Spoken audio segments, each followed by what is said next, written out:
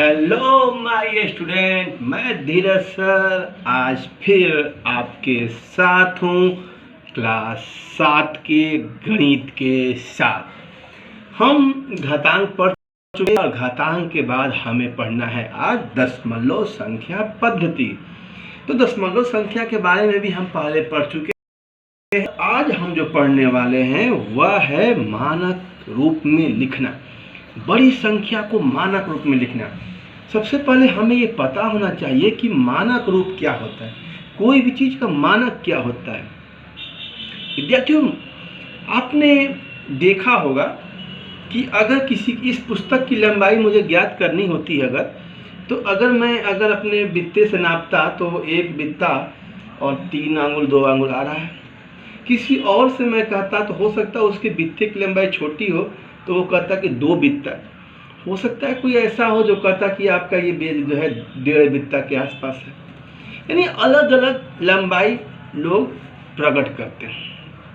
आप भी अपने एक पुस्तक को अलग अलग घर में सभी सदस्यों के कुछ लंबाई माप के देखेंगे तो सबकी लंबाई कुछ अलग अलग होगी। कोई कुछ बताएगा, कोई कुछ बताएगा। कदम से चलकर भी देखें, कदम से भी नापेंगे तो कोई दूरी नापेंगे, लंबाई मापेंगे तो सबका अलग अलग होगा। कहने का मतलब ये है कि जब अलग अलग इकाई के द्वारा लोग मापन करते हैं या कुछ भी करते हैं, लंबाई का मापन करें कुछ भी, तो सबका अलग अलग होता है। तो उसके लिए एक मानक बना दिया गया लंबाई का मीटर। ठीक है, तो मीटर में अगर हम मापते हैं तो क्या होता है, चाहे इंडिया वाला मापन करे, चाहे अमेरिका वाला मापन करे, चाहे इंग्लैंड वाला मापन करे, सभी लोग का मापन एक ही आएगा। ये है मानक। इसको हम मैथमेटिक्स में आगे चलते हैं, साइंस में तो ऐसा यूनिट भी कहते हैं जिसको सिस्टम ऑफ इंटरनेशनल। हमें अभी वो अगले कक्षा में पढ़ना है। यानी कि मानक का मतलब होता है कि उसे ऐसे रूप में लिखना जिसे सभी आसानी से पढ़ सके, समझ सके। हम मानक रूप में लिखते हैं तो आखिर इसके मानक रूप में लिखने की आवश्यकता क्यों पड़ी हमें? हमसे चांद की जो है, ग्रहों की जो दूरी है वो बहुत दूर है। अगर उसको संख्या में लिखना पड़े तो उतनी बड़ी संक्षिप्त में लिखना हो तो हम मानक रूप का प्रयोग करते हैं। तो आखिर ये मानक रूप क्या है? देखिए, मैं आपको यहाँ दिखाने का प्रयास कर रहा हूँ कि ये मानक रूप क्या है। ऐसे नहीं दिखेगा, मैं आपको दिखा रहा हूँ मानक रूप क्या है। अभी समझाने जा रहा हूँ तुरंत। उससे पहले हमें ये चीज़ जानना चाहिए, ये कोई संख्या अगर मानक रूप में लिखते हैं तो उसका मान 1.0 और 9.9 के बीच में कुछ भी होता है और उसके अलावे 10 के घात के रूप में कोई संख्या लिखी जाती है।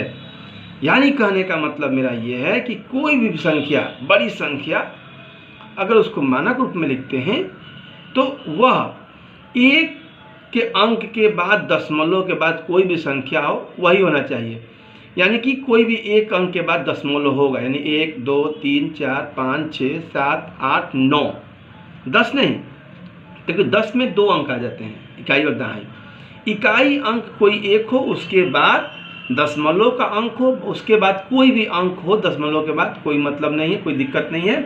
और साथ में गुणा 10 के पावर कुछ भी हो, 10 के घात के रूप में कुछ भी अगर लिख देंगे तो वह हमारा मानक रूप में होगा। चलिए आइए अब हम लोग सवाल को देखते हैं।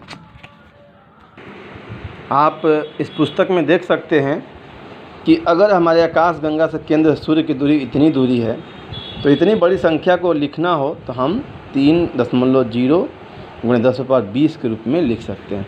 मानक रूप में प्रयोग करने का हमारा जो मकसद होता है वो यही होता है कि बड़ी बड़ी संख्याओं को हम उसे छोटे रूप में, संक्षिप्त रूप में लिख सकें और इसे कोई भी आसानी से समझ सके, चाहे वो किसी भी देश का व्यक्ति हो, नागरिक हो। यहाँ जैसे मैंने अभी पहले भी आपको बताया कि कोई भी दशमलव 1.0 और 9.9 के बीच में हो और 10 के पावर घात के रूप में हो। आइए अब हम लोग कुछ सवाल को बनाते हैं। तो यहाँ हम देख रहे हैं कि सूर्य और शनि ग्रह के बीच की दूरी दिया हुआ है हमें।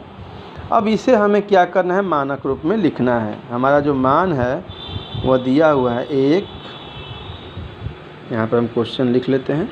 हमें ये संख्या दी हुई है, तो हम इसे मानक रूप में कैसे लिखेंगे। तो मानक रूप में लिखने के लिए जैसा कि मैंने आपको पहले बताया कि एक अंक के बाद दशमलव रहेगा। तो मैंने जब एक अंक के बाद दशमलव बैठा दिया तो मैं बाकी सबको तो लिखूँगा ही, हाँ जीरो का वैल्यू नहीं है। अब हम देखेंगे कितना अंक है यहाँ एक अंक लिखने के लिए हमें कितने अंक चलना पड़ा। 1 2 3 4 5 6 7 8 9 10 11 12, यानी यहाँ तक आने में 12 अंक आना पड़ा। यानी हम यहाँ 10 पे पावर कितना लिखेंगे, 12। यह जो हमारा संख्या हुआ यह मानक रूप में हुआ।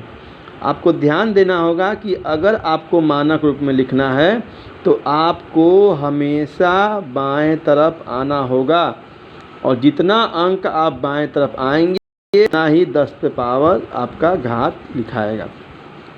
यानी जितना अंक आप एक अंक के बाद दशमलव लगाएंगे, एक अंक के बाद दशमलव लगाएंगे, वहाँ तक बाईं तरफ, ठीक है। तो ऐसे ही होता है। जैसे एक छोटी सी संख्या लेते हैं, छोटी संख्या लेके देखते हैं आपको। जैसे सपोज कीजिए 2500 है, इसको आपको मानक रूप में लिखना है। तो आप कितना लिखेंगे, 2.5 लिखेंगे। कितना अंक घसकाना पड़ा आपको, 1 2 3, यहाँ दशमलव मान लीजिए यहाँ पर है।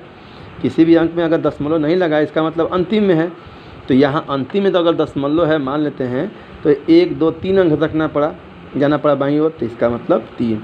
अगर कभी कभी ऐसा होता कि लिखा होता 1 4 3 143.572, अब यहाँ हम यहाँ से नहीं काउंट करेंगे। यहाँ अब मानक रूप में लिखने के लिए हम दशमलव के स्थान जहाँ पर है उसे एक अंक, यहाँ से हमें यहाँ दशमलव लाना है।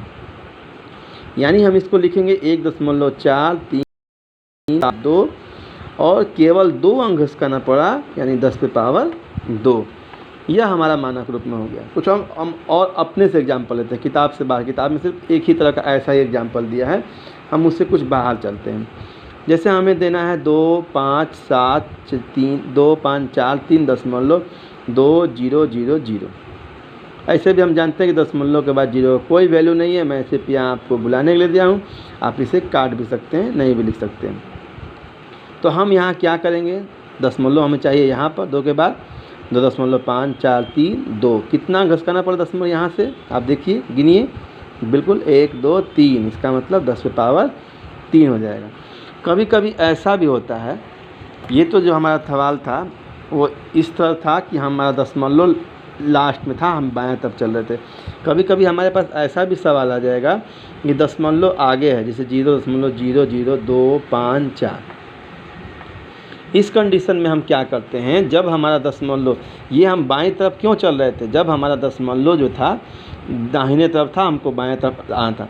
अब यहाँ मेरा दशमलव जो है खुद बाएं तरफ है और मेरा दशमलव यहाँ पर 2 अंक यहाँ पर है, इधर लाना है हमको 2.54। ये तो हम लिख दिया आसानी से, लेकिन कितना अंक इसका, 1 2 3 4।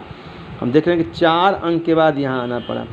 तो अगर दाहिने से बाएं चलते हैं तब तो प्लस में घात लिखते हैं, लेकिन अगर हम बाएं से दाईं ओर आते हैं तो हम घात को गिनेंगे जरूर 1 2 3 4, लेकिन इसको हम माइनस में लिखेंगे। ठीक है, आप समझ सकते होंगे। उसी तरह से अगर सपोज कीजिए मेरा एक सवाल है कि 0.25, सिंपल सा सवाल है, तो 1 अंक घसकना पड़ा, तो हम इसको लिख सकते हैं 2.5 गुणे 10 पे पावर -1, क्योंकि 1 अंक घसकना पड़ा यहाँ से यहाँ लाने के लिए। ठीक है, वैसे ही अनेक सवाल हो सकते हैं, कुछ भी हो सकते हैं, जैसे 0.175। ठीक है, ये 0.0175। तो हम चूँकि यहाँ से 2 अंक घसकना पड़ा ना, 1 2, तो 1.75 1.75 गुणे 10 पे पावर -2। यानी आप समझ जाइए कि अगर दाहिने से बाईं ओर आएंगे इधर अगर दशमलव की ओर आएंगे तो 10 पे पावर घात जो होगा वो प्लस में होगा, और अगर बाएं से दाईं ओर आएंगे तो हमारा घात माइनस में। इस प्रकार हमारा ये मानक में दशमलव संख्या, बड़ी संख्या को लिखने का चैप्टर समाप्त होता है। अगले चैप्टर में हम फिर मिलेंगे। टेक